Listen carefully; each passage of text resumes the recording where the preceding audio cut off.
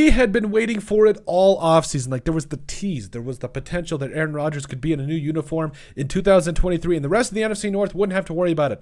They just got to worry about Jordan Love now. Fantastic. Like, how can the Packers potentially have 3 franchise quarterbacks when the Vikings just... and the Bears, for that matter, and the Lions. Well, Matt Stafford. But anyway, you got to look at this from both angles. And I believe that after looking at this trade and the compensation, I believe both sides won the Aaron Rodgers trade. So, but first, we got to start with compensation. Now, yes, so the Jets will get Aaron Rodgers. They'll get the Packers 2023 first-round pick. That's number 15 this year, and a 5th-round pick for this year as well. The Packers will get the Jets' 13th overall selection in the 2023 NFL Draft. They'll get a 2nd-round pick this year, number 42. So the Jets, I think, still have 43, and then also they'll get a 6th-rounder, and then also a conditional 2nd-round pick that becomes a 1st-rounder if Rodgers plays 65% of the snaps there.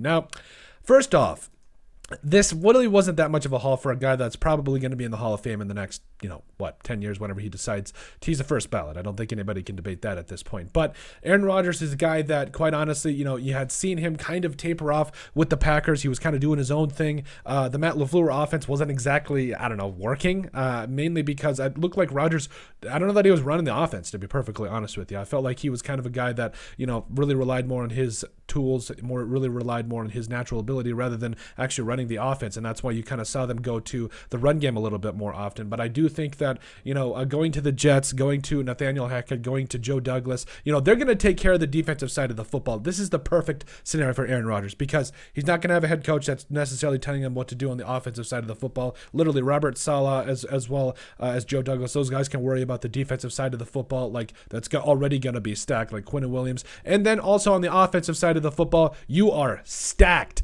I mean, Garrett Wilson, Breece Hall, need I say more, Tyler Conklin. Like, there's so many good players right now that this trade just honestly makes sense for both sides. So now you're going to see Aaron Rodgers with tools, with a coach that's proven he can get the most out of him. And, obviously Aaron Rodgers saying that he has a ton of respect for him. So honestly, I think both sides won because the Jets they didn't give up a ton. Like, really, they really didn't. You kind of infer that Aaron Rodgers is most likely going to play 65% of the snaps. And if he does, the Jets win the AFC East. Let's be real. Like, they absolutely win the AFC East, and I don't think it's really that much of a debate. So, is that worth going to the playoffs and really making your team take the next step? Absolutely, especially when you're already going to be in a spot where, did you want to trade up for a quarterback that's really not a sure thing this year? I don't think so. So, and again, there's no really Peyton Mannings in this draft, and I know there's no really in any draft, but overall, this makes a lot more sense. The Jets are in win-now mode. The Packers are going to go with Jordan Love, and that's really the other thing you got to talk about is, Jordan Love, who sat on the bench for the last couple of years and has showed glimpses of being that dude for the Packers,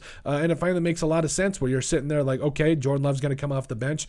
He had a couple of years to learn behind Aaron Rodgers. It seems like that's kind of been what the Packers have done in years past, so they could potentially have a 3rd franchise quarterback. Aaron Rodgers goes in a place where he could potentially win now. Please don't go to the Vikings after this. I'm sorry. Just history. Please don't do this to us.